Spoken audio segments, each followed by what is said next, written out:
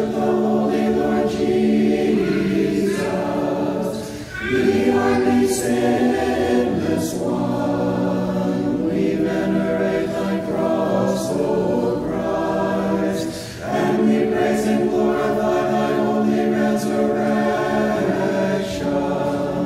For thou art our God, and we know no other than thee. We call on thy name. Come, all you faithful, let us venerate Christ's holy resurrection. For behold, through the cross joy has come into all the world. Let us ever bless the Lord, praising his resurrection.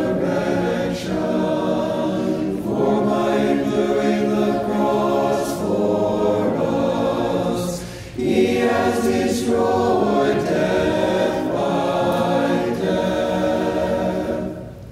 Jesus has risen from the tomb as he foretold, granting us eternal